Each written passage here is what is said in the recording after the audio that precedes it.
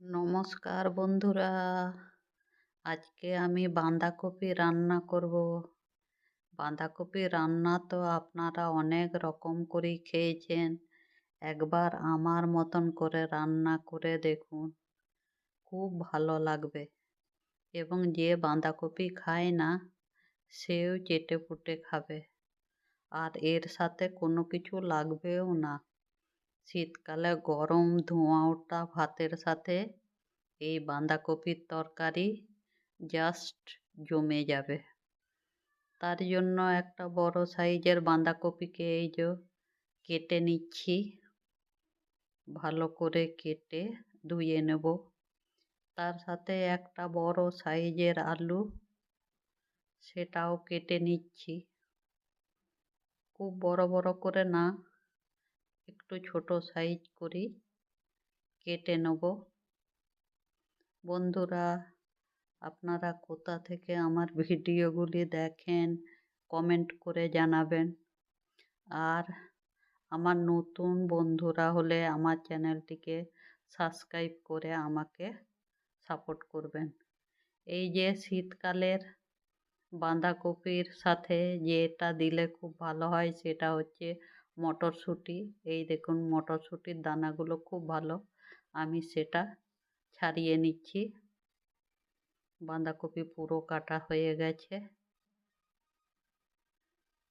মটরশুঁটিগুলো ছাড়িয়ে নেব।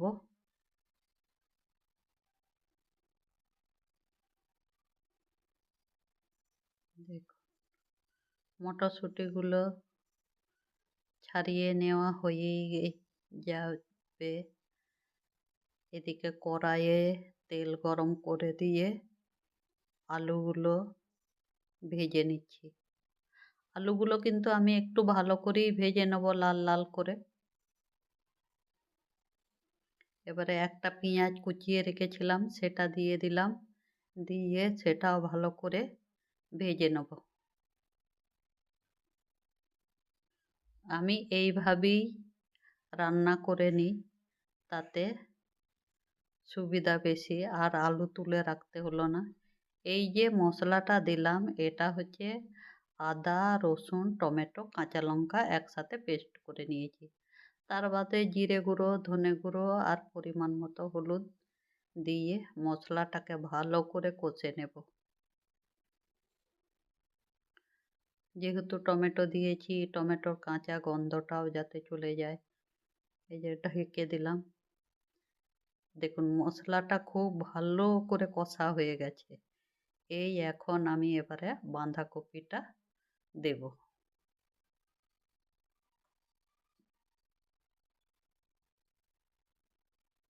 দেখ, বাঁধাকপিটা এই এখন এবারে দেব,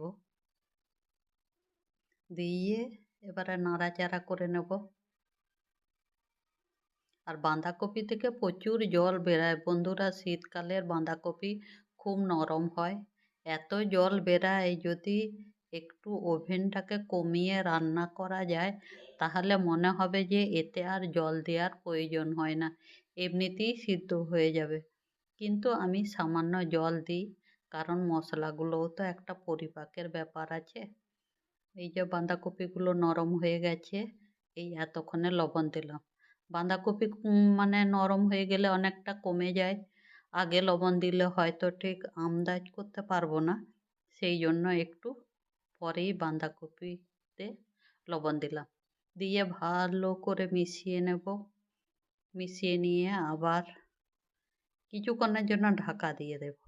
ঢাকা খুলে দেখলাম বাঁধাকপি অনেকটা জল ছেড়েছে। এবারে আমি মটরশুঁটির থেকে যে কলাইগুলো, মটর কলাইগুলো এবারে দিয়ে দিলাম।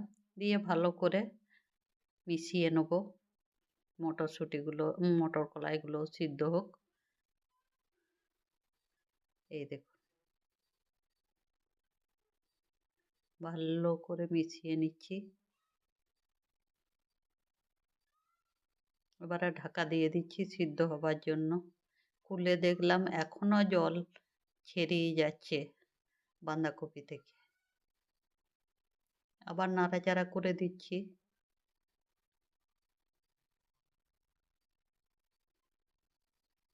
নাড়াচাড়া করে এবারে আমি সামান্য চিনি দেবো।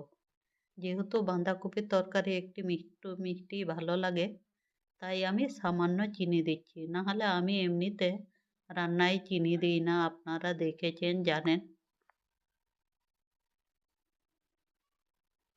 এই দেখুন,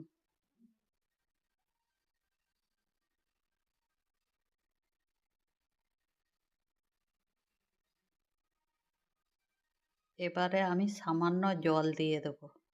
সব সিদ্ধ হয়েই গেছে, তবু আমি জল দিয়ে দেবো, দিয়ে ঢাকা দিয়ে দেবো। তাহলেই আমার রান্নাটা হয়ে যাবে।